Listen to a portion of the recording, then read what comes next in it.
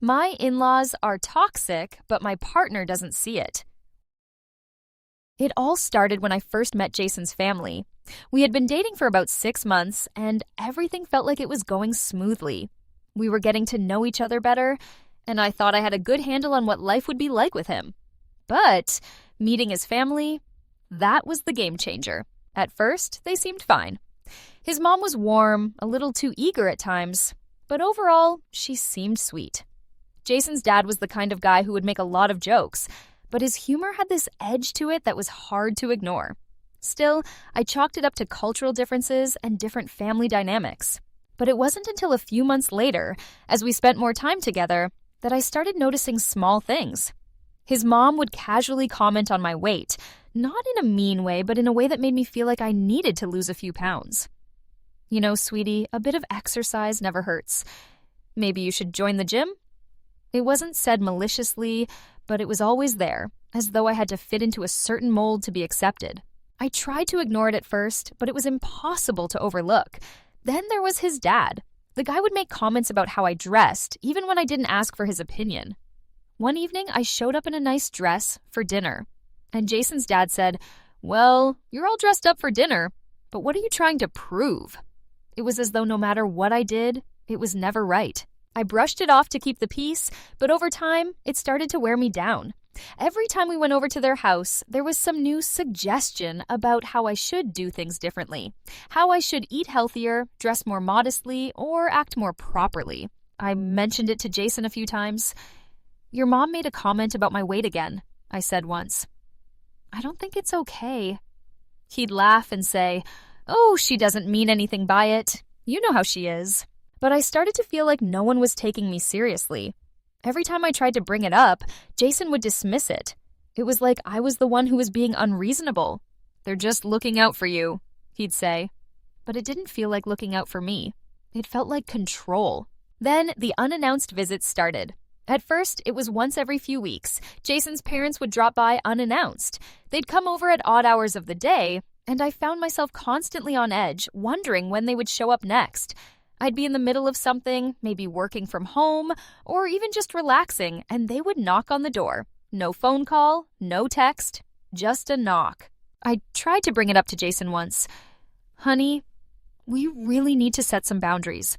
Your parents can't just show up whenever they feel like it," I said one evening after they had left, catching me in the middle of an important work call. "That's just how they are," he said. "They're family, and family's supposed to be close." I tried to understand, but it felt like my privacy was being invaded.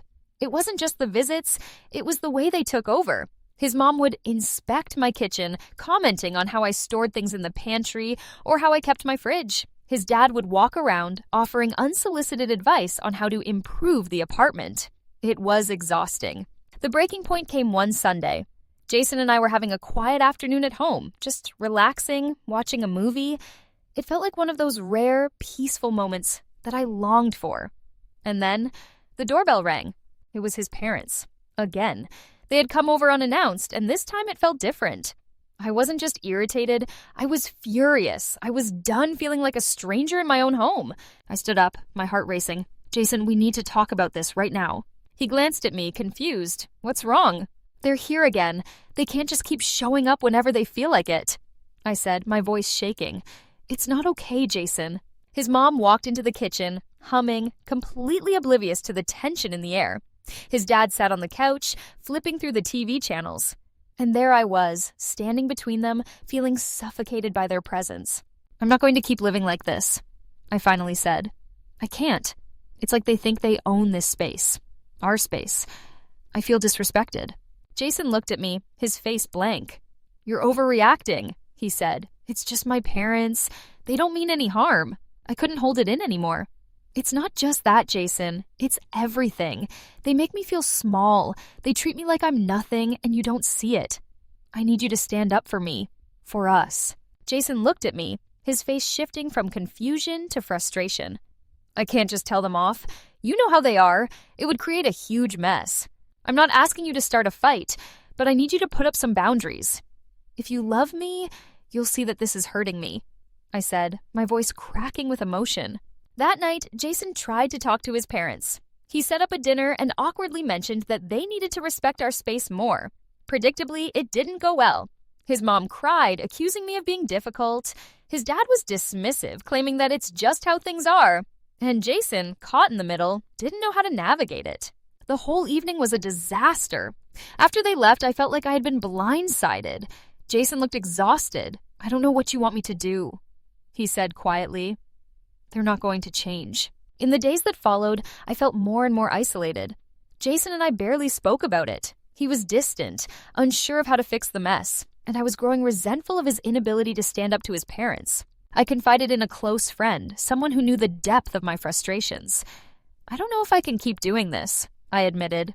"I feel like I'm constantly the bad guy. Every time I bring up a concern about his family, I'm the one who's overreacting. But it's not just me. This is our life, our future, and I don't know how much more I can take."